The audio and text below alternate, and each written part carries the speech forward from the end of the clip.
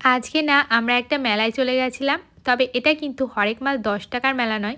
এখানে চারিদিকে শুধুই খাবারের স্টল। জীবনে ১ম বার আমি এরকম কোনো মেলাতে গেলাম যেখানে চারিদিকে শুধু খাবারের দোকান।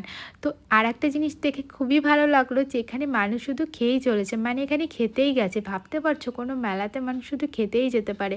তো এত রকমের খাবার দেখে আমরাও কিন্তু লোভ সামলাতে পারিনি। অনেক কিছু ট্রাই করেছিলাম। তো এখানে দেখো খেয়ে নিচ্ছি মোমো। আর এখানে এত রকমের খাবারের দোকান রয়েছে তো কোনটা ছেড়ে কোনটা খাবো আমরা তো ঠিক বুঝতেই পারছিলাম না। এখানে রয়েছে বিভিন্ন রকমের ফুচকা, আইসক্রিম, তারপরে তোমার পকোড়া, এমনকি বিরিয়ানি রয়েছে, পোলাও রয়েছে, মটরশুঁটির কচুরি রয়েছে। আর সবথেকে বেশি এখানে যে স্টলগুলো রয়েছে সেটা হচ্ছে শীতের পিঠে পুলি স্টল। আর পিঠে পুলি যে এত টাইপসের হয় সেটা তো আমি জানতামই না। আর টেস্ট তো সত্যি কথা বলতে অসাধারণ ছিল। মানে এত রকমের খাবার একসাথে ভাবাই যায় না। আর এখানে আমরা খেয়ে নিচ্ছিলাম কাবাব।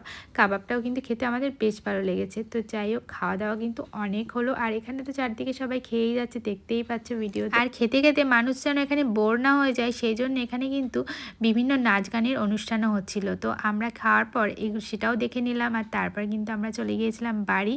বেশ অনেকটাই রাত হয়ে গেছিলো। তো টাটা।